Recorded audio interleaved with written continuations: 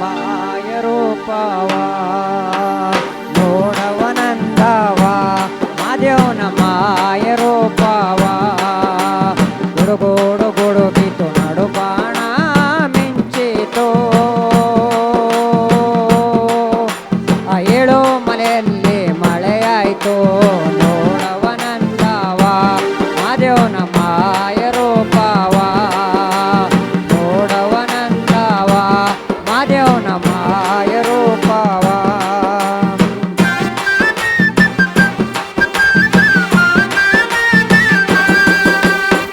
ಮನೆ ಮಾತಾಡಿ ಹುಲಿ ಕರಡಿ ಜೂಜಾಡಿ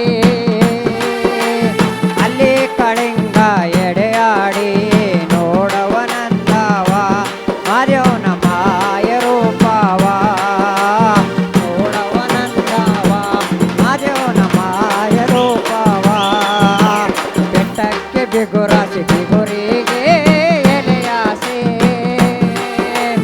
ಎಳೆಯ ಪೈರಿಗೆ ಮಳೆಯಾಸೆ ನೋಡವನಂದವ ಮಾದೇವನ ಮಾಯ ರೂಪವ ನೋಡವನಂದವ ಮಾದೇವನ ಮಾಯ ರೂಪವ ಎಳೆಯ ಪೈರಿಗೆ ಮಳೆಯಾಸೆ ಮಾದೇವ ನಿಮ್ಮಾಸೆ ನಮಗೆ ಅನುಗಾಲ ನೋಡವನಂದವ ಮಾದೇವನ ಮಾಯ ರೂಪವ ನೋಡವನಂದವ ಮಾದೇವನ ಮಾಯ ರೂಪವ ಹಳ್ಳ ಕೊಳ್ಳದ ನೀರು ಬೆಳ್ಳಿಯ ಕೈ ಚೊಂಬು ಅಲ್ಲಿ ಮಾದೇವನ ಶಿವ ಪೂಜೆ ನೋಡವನಂದವ ಮಾದೇವನ ಮಾಯ ರೂಪವ ಓ ನೋಡವನಂದವ ಮಾದೇವನ ಮಾಯ ರೂಪವ ಅಲ್ಲಿ ಮಾದೇವನ ಶಿವ ಪೂಜೆ ಮಾಡುವಾಗ ಬೆಳ್ಳಿಯ ಗಂಟೆ ಗವಿರೆಂದು ನೋಡವನಂದವ ಮಾದೇವನ ಮಾಯ ರೂಪವ ಓ ನೋಡವನಂದವ ಮಾದೇವನ ಮಾಯ ರೂಪವ ನೋಡವನಂದವ ಮಾದೇವನ ಮಾಯ ರೂಪವ ನೋಡವನಂದವ ಮಾದೇವನ ಮಾಯ ರೂಪವ ನೋಡವನಂದವ ಮಾದೇವನ ಮಾಯ ರೂಪವ ನೋಡವನಂದವ ಮಾದೇವನ ಮಾಯ ರೂಪವ ದೇವತ್ಮಲಯ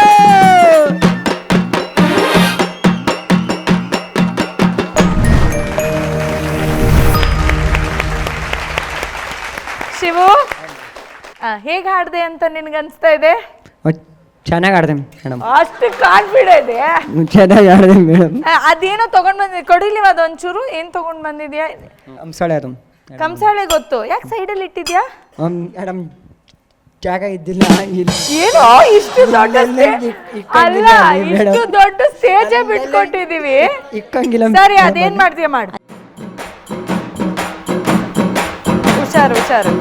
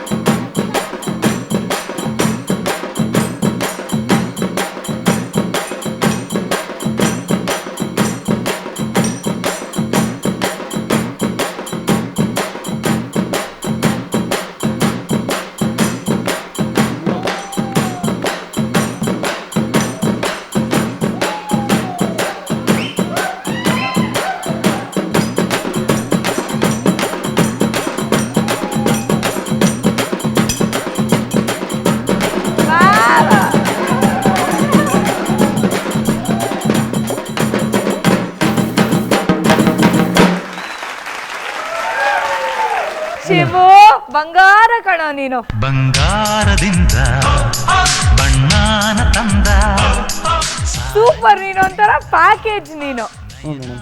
ಅಲ್ವಾ? ಖುಷಿ ಆಯ್ತಾ, ಸುಸ್ತಾಯ್ತಾ, ಗಾಬರಿ ಆಯ್ತಾ? ಮೇಡಮ್ ಸ್ವಲ್ಪ ಕನ್ಫ್ಯೂಸ್ ಆಗ್ಬಿಡ್ತು. ಕನ್ಫ್ಯೂಸ್ ಆಗ್ಬಿಡ್ತು. ಏನ್ ಕನ್ಫ್ಯೂಸ್ ಆಯ್ತು? ಅದೇ ಟೆನ್ಷನಲ್ಲಿ ಇದ್ದೆ, ಅದು ಯಾಕೋ ಯಾಕೆ ಟೆನ್ಷನು? ನೆನ್ನೆಯಿಂದ ಅರ್ಥ ಬೇಜಾರಲ್ಲಿ, ಆಯ್ತು ಅರ್ಥ ಆಯ್ತು.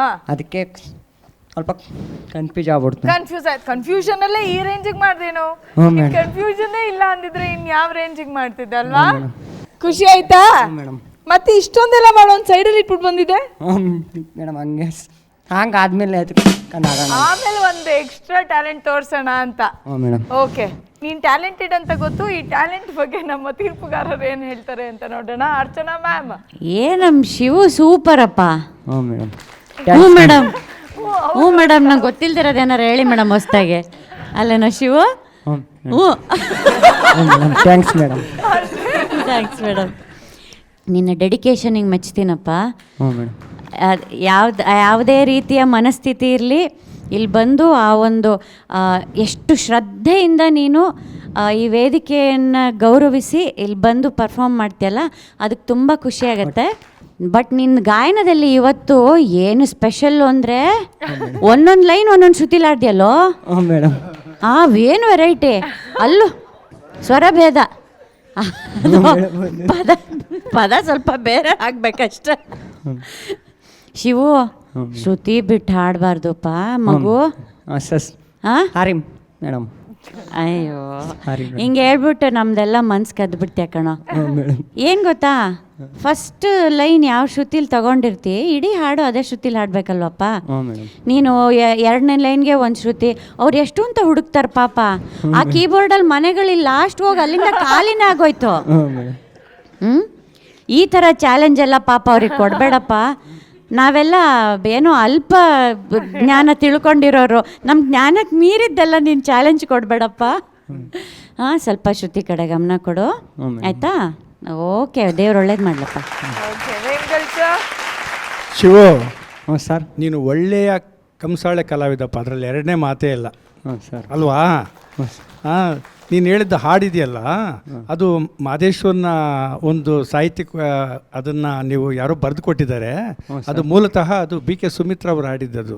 ನೋಡವಳಂದವ ಮೊಗ್ಗಿನ ಮಾಲೆ ಚಂದವ ಅಂತ ಹಾಡು. ಪರವಾಗಿಲ್ಲ, ಅದನ್ನು ಸಾಹಿತ್ಯಕ್ಕೆ ಅಳವಡಿಸಿದ್ದಾರೆ ಯಾರೋ. ಆ ಹಾಡನ್ನ ಕಂಸಾಳೆಗೆ, ಇದಕ್ಕೆ ಕಲೆಗೆ ಕಂಸಾಳೆಗೆ ಆಡ್ಕೊಂಡು ಹಾಂ ಒಟ್ಟು ಸ್ಟೇಜ್ ಮೇಲೆ ಮಕ್ಕಳಿಗೆ ನಾನು ಅದು ಯಾಗಾದರೂ ಹಾಡಲಿ ನೀವು, ಬಟ್ ಕಂಸಾಳೆ ಒಳ್ಳೆ ಕಲಾವಿದ ಅಂತ ಅಷ್ಟು ಮಾತ್ರ ನಾನು ಹೇಳ್ತೇನೆ. ನಿನ್ನ ಆಸಕ್ತಿಗೆ ನಿಜವಾಗೂ ನಾವು ಧನ್ಯರಾದ್ರು. Thank you sir, thank you Muniraju sir. Shivu, Kiran ಮೇಲೆ ನನ್ನ ಕೋಪನೇನು ಇಲ್ಲ ಸರ್. ಹುಡುಕು ಮಗನೇ, ನೀನು ಎಲ್ಲಿ ಹುಡುಕ್ತೀಯ? ಹುಡುಕು ನೋಡೋಣ, ಹುಡ್ಕಂಬಾ ನೀನು. ನೀನು ಹುಡುಕಂಬಾ ನೋಡೋಣ. ನೀನ ಅನ್ನೋ ಥರ ಇತ್ತು ಸರ್. ಅಲ್ವಾ? ಚೆಕ್ ಮಾಡೋದು, ಟ್ಯಾಲೆಂಟ್ ಚೆಕ್ ಮಾಡೋದು. ಆದರೆ ಅಲ್ಲ, ಅವ್ರು ಒಂದು ಶ್ರುತಿ ಹುಡುಕಿ ಕೊಡ್ತಾರಲ್ಲ, ಅವಾಗ ಇವನು ಅದಕ್ಕೂ ಮೀರಿ ಅಂತ ಹೋಗ್ತಾನೆ. ನೆಕ್ಸ್ಟ್ ಅವ್ನು ಒಂದು ಮನೆಗೆ ಕರೆಕ್ಟ್ ಬಂದ ಅಂತ ಹಿಡ್ಕೊಂಡೋಸ್ರೆ ಇವನು ಎಗರಿರೋನು. ಬಾ ಮಗನೇ ಇಲ್ಲಿ ಬಾ ನೋಡೋಣ ನೀನು. ಆದರೆ ಇವನ್ ಮುಗ್ಧತೆ ಏನು ಗೊತ್ತಾ, ಜನಪದರ ಮುಗ್ಧತೆ ಏನು ಗೊತ್ತಾ, ಬೈಲಲ್ಲಿರೋರಮ್ಮ ಅವರು. ನಾವು ಅವ್ರನ್ನ ತಂದು ಇಲ್ಲಿಗೆ ತಂದು ಇದಕ್ಕೆ ಹೊಂದ್ಕೊಳ್ಳಿ ಅಂತ ಬಿಡಕ್ಕೆ ಹೋಗ್ತಾ ಇದ್ದೀವಿ. ಸ್ವಲ್ಪ ಕಷ್ಟ ಆಗುತ್ತೆ. ಅದು ಅವನು ಏನು ಮಾಡ್ತಿದ್ದಾನೆ ಅಂದರೆ, ಅವನ ಹಾಡುಗಾರಿಕೆ ಒಂದು ಇರ್ಬೋದು, ಅವನು ಮಾಡಿದ್ದು ಬೀಸು ಕಂಸಾಳೆ. ಆ ಬೀಸು ಕಂಸಾಳೆ ಏನು ಗೊತ್ತಾ, ಬುರ್ಡೆ ಹೊಡೆದೋಗ್ತವೆ. ಮಾಡಿದ್ರೆ ಬುರ್ಡೆ ಹೊಡೆದೋಗ್ತವೆ. ಅದು ಕಣ್ಣಿಗೆ ಬಟ್ಟೆ ಕಟ್ಕೊಂಡು ಬೀಸು ಕಂಸಾಳೆ ಹೊಡಿತಾರೆ. ಅದು ಕಷ್ಟದ ವಿದ್ಯೆ, ಅತ್ಯಂತ ಕಷ್ಟದ ವಿದ್ಯೆ ಅವೆಲ್ಲ.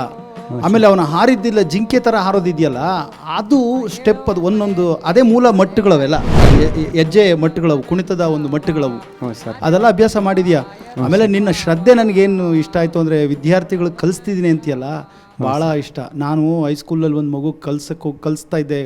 ಅವ್ನು ಬಿದ್ದುಬಿಟ್ಟು ಅವ್ನ ಕೈ ಮೂಳೆಲ್ಲ ಮುರಿದೋಗ್ಬಿಟ್ಟಿತ್ತು.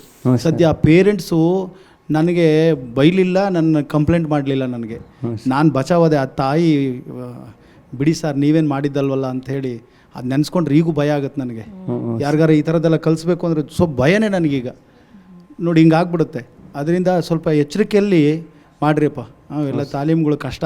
ಒಳ್ಳೇದಾಗಲಿ ಶಿವು. ಸ್ವಲ್ಪ ಮೇಡಮ್ ಹೇಳ್ದಂಗೆ ಮುನ್ರಾಜು, ಐಶ್ವರ್ಯ ಮೇಡಮ್ ಇಷ್ಟು ದಿವಸ ಯಾವತ್ತೂ ಎದುರಲಿಲ್ಲ ವೇದಿಕೆ ಮೇಲೆ. ಸರ್ ನಮ್ಗೆ ಆ ಕಂಸಾಳೆ ಮೇಲೆ ನಂಬಿಕೆ ಇದೆ ಸರ್, ಇವನ್ ಮೇಲೆ ಇಲ್ಲ ಸರ್. ಅದನ್ನೇ ಪ್ರಾಬ್ಲಮ್. ಯಾವಾಗ ಎಲ್ಲಿ ಹಾರಿರ್ತದೆ ಅಂತ ಗೊತ್ತಿಲ್ಲ. ದಂಡಿಗೆ ಎದುರ್ಲಿಲ್ಲ, ದಾಳಿಗೆ ಎದುರ್ಲಿಲ್ಲ. ಇವತ್ತು ಶಿವಗೆ ಎದುರ್ಕೊಂಡು ನೀವು ಆ ಕಡೆ ಹೋಗ್ತೀರಾ, ಗಣೇಶ್ ಕಡೆ. ಹೌದು ಅಲ್ಲ, ಇವತ್ತು ಒಂಥರ ಕನ್ನಡಾಂಬೆ ತರ ಕಾಣಿಸ್ತಾ ಇಲ್ಲ? ಹೌದು, ಎಲ್ಲ ಫುಲ್ಲು ಬಾವುಟ ತರನೇ ಕಾಣಿಸ್ತಾ ಇದೆ. ನಾವು ಕನ್ನಡಾಂಬೆಗೆ ಜೈ ಅನ್ನಿ. ಜೈ. ಖುಷಿ ಆಯ್ತಾ? ಹ್ಞೂ ಮೇಡಮ್. ನನ್ಗೂ ಕಲಿಸ್ಕೊಡ್ತೀಯಾ? ಹ್ಞೂ. ಏನ? ಕಂಸಾಳೆ ಆಡೋದು. ಕಂಸಾಳೆನಾ? ಹೇಗೆ? ಮೇಡಮ್ ಆ ಥರ ಇಲ್ಲ ಅಲ್ಲ, ಸ್ವಲ್ಪ ಸ್ವಲ್ಪ ಕಲಿಸ್ಕೊಡ್ತೀಯಾ? ಕಲಿಸ್ಕೊಡ್ತೀಯಾ? ಹ್ಞೂ madam. Okay, thank you Shivu. ಹ್ಞೂ